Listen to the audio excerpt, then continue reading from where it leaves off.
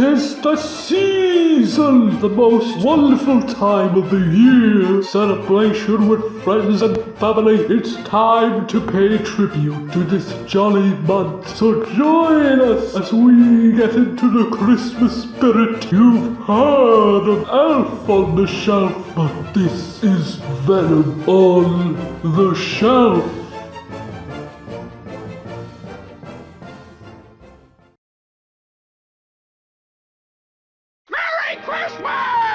It's a Wonderful Life begins with a conversation between two angels, neither of which are David Boreanaz or John Travolta, so I am very sad. That man will be thinking seriously of throwing away God's greatest gift. He has to give up his Boy Meets World DVD collection? That's right. No, they are discussing someone called George Bailey, a very troubled little bastard, and this leads to a flashback of his childhood. He saves his brother Harry from drowning in a lake, he prevents an old man who beats the shit out of him from almost accidentally poisoning a child. Do you know, normal childhood stuff. Do I have to slap you my lip for a convincer? The actor, H.B. Warner, who played the old guy, was actually drunk during filming when they shot this, and these slaps and blood are actually real. Damn.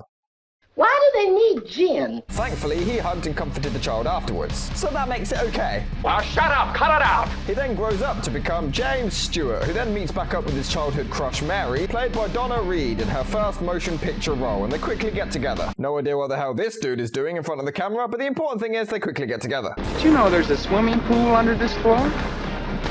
And did you know that button behind you causes this floor to open up? And did you further know that George Bailey is dancing right over that crack? What are the odds? You don't have to make all that fuss about it. It's such a forced joke that they can't see the floor opening up behind them and carry on dancing, thinking that the cheers are about their moves, but you know what? It's still hilarious, even with James Stewart's toupee clearly falling off here. Forgot my hat. Throughout the film, George is this optimistic, adventurous guy who wants to go out and see the world, become an architect, and really make a difference. However, he's always forced to stay behind and help others instead, and allow his own dreams to slowly fade away. Are you afraid of success? He takes over his father's banking business and becomes quite loved in his community, helping locals afford roofs over their head and lending money when and where he can. He and Mary then get married. No idea what the hell this chick is doing, but the important thing is he and Mary get married. They have even more kids than my parents because I guess the cable was broken, but George's business hits a problem on Christmas Eve when $8,000 goes missing and ends up in the hands of the evil competitor douchebag Mr. Potter, played by Lionel Barrymore, who you can tell is a bastard immediately. Just look at those eyebrows. I can't do that. These families have children. Not my children. Potter does try to bribe George into joining his company, promising him riches for him and his family, but simultaneously buying his own company out from under him. Momentarily tempting the man, but his pride gets the better of him before he tells him where to stick it. George is a miracle. George worries about his future and then takes it out on his entire family. You know, for a movie so loved for giving such a positive message, people sure are quick to overlook just how much of a douchebag George actually is. I mean, sure, here he's stressed and for good reason, and it's never an excuse to take it out on others, but you can at least consider it a very human thing to do. It's wrong, but we make mistakes, and he apologizes for it afterwards. You call this a happy family? Why do we have to have all these kids? But the issue is that George was a douchebag for most of the film beforehand. Like right here, when he reunites with Mary after years of not seeing each other, just watch what happens. This is Mary. Well, I'll be seeing you. Well. Now, to get back to my story, see? Hey, this is my dad. Oh, why don't you stop annoying me? Dude, what a dick. Well, then you could swallow it. And furthermore, even after the date, Mary's robe accidentally falls off. Does he give it back to her? No! He bribes her and walks around making fun of her for ages while she remains butt-ass naked in a bush. This is our hero. How old are you anyway?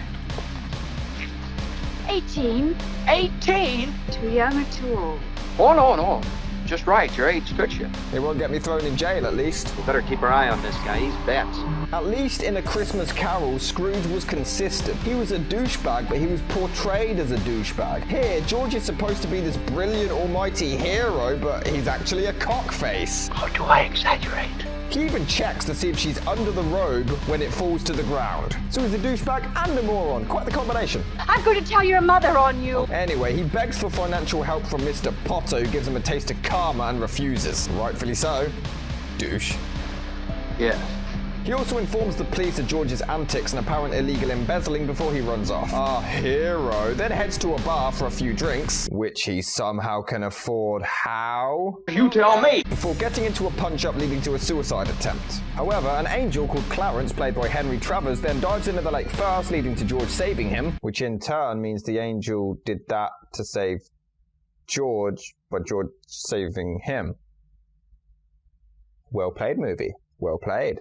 Oh, well, I'm very glad to hear that. Basically, Clarence is there to try to save George and earn his wings, pointing out every time a bell sounds, an angel just earned theirs, which is fitting as it's the very last thing we see in the film. Get me! I'm giving out wings! George also seems to take this news extremely well. Sure, he doesn't believe him, but he's not even that freaked out that this random guy knows all his details and he just simply blames the drink. He had like one shot. He even wishes that he was never born, believing that everybody would be better off without him, leading to Clarence changing reality and showing him a world if he had never existed to begin with. Naturally, his brother is dead, even though Clarence can't seem to count. Your brother, Harry Bailey, broke through the ice and was drowned at the age of 9. You see, George... 8. He would be 8.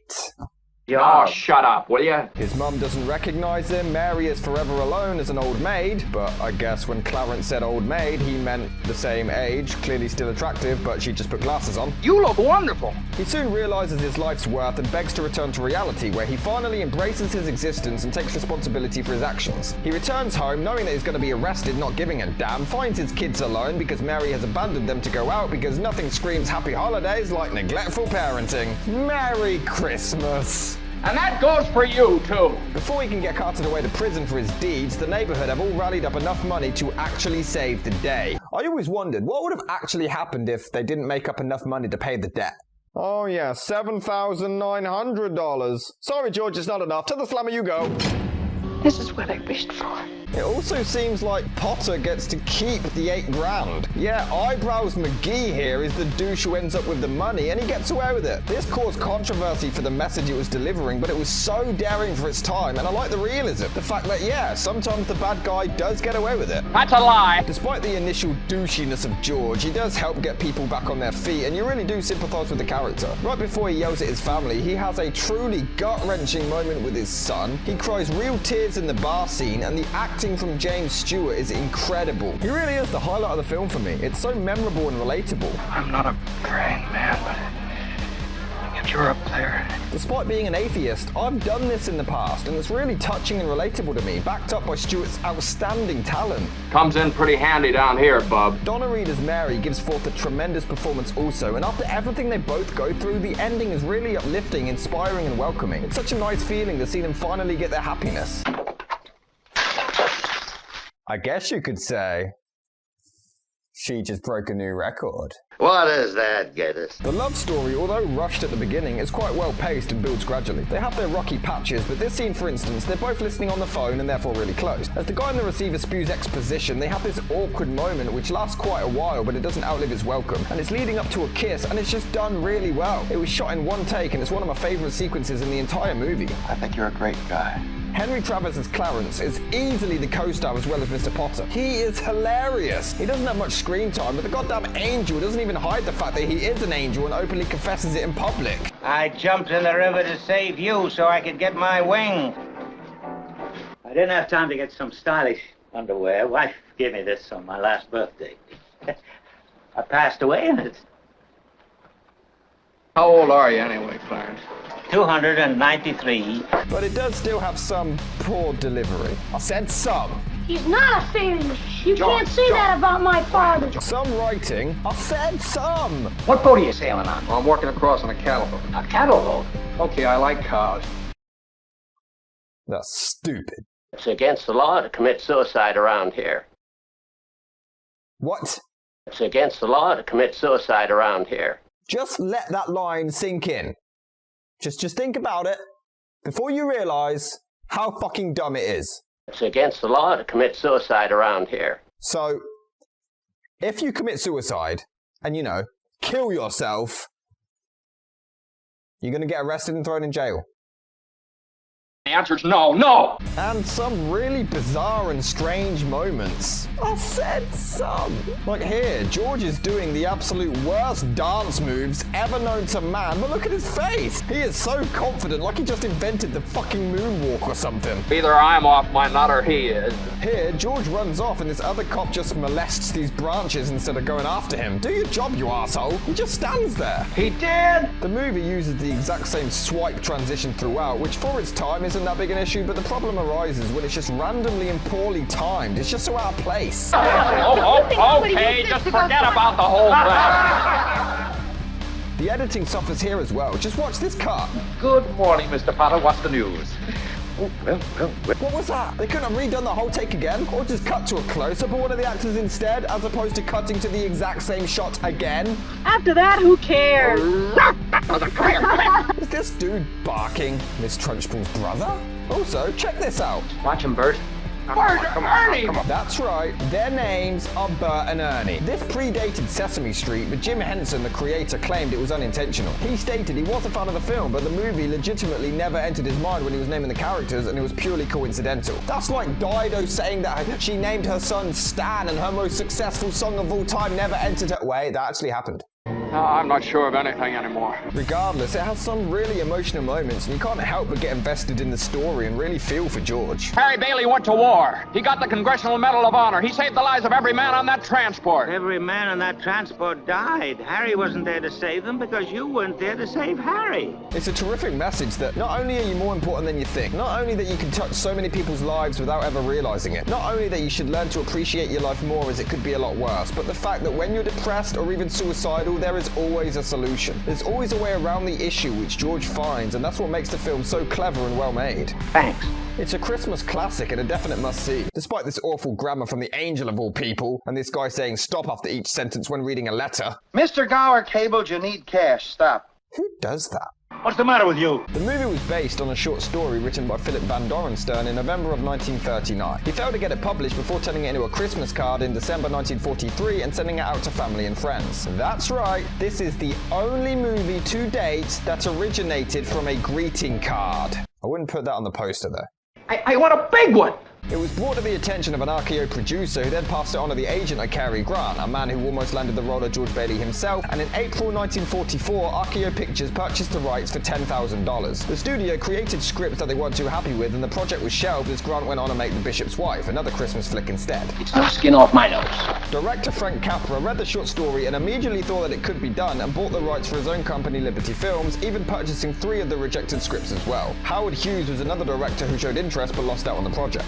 I may lose a fortune. Capra brought in many writers to polish up the screenplay and renamed it It's a Wonderful Life. Rewrites would, however, continue during pre-production and even filming. The movie is set in fictitious Bedford Falls based on Seneca Falls, New York, and thus the town now holds an annual It's a Wonderful Life festival in December every year. If I didn't get away, I'd bust. In the middle of 2009, the Hotel Clarence was opened, named after the guardian angel, and on December the 10th, 2010, a museum based on the movie was opened with Caroline Grimes, who played one of the children, cutting the ribbon. Well, of course I like her. She's a peach.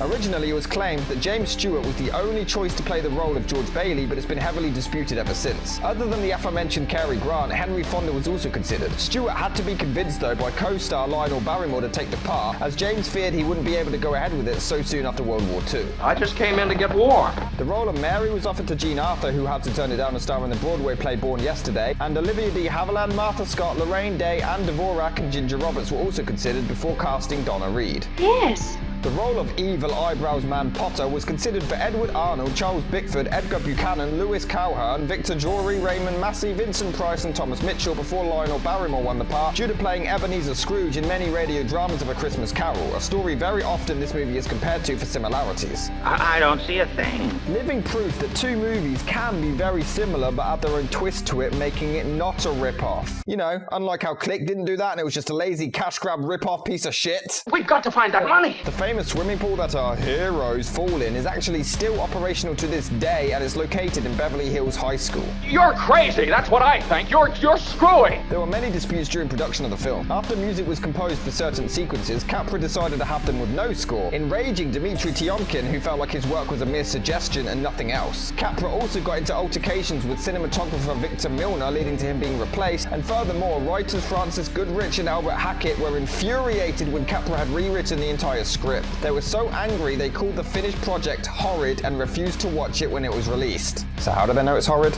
A man down on Earth needs our help. They even went as far as to file an arbitration with the Writers Guild to have Capra's name removed, but it was declined.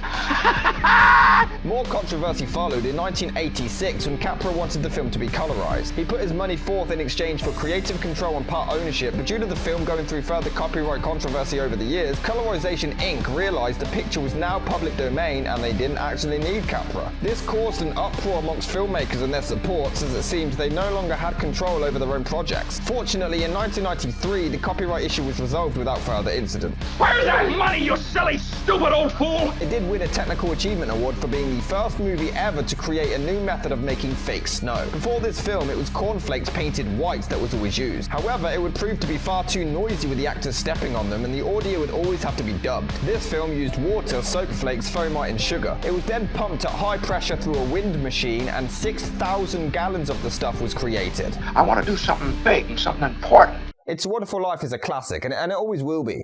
And it's always going to be a repeat every Christmas at my house.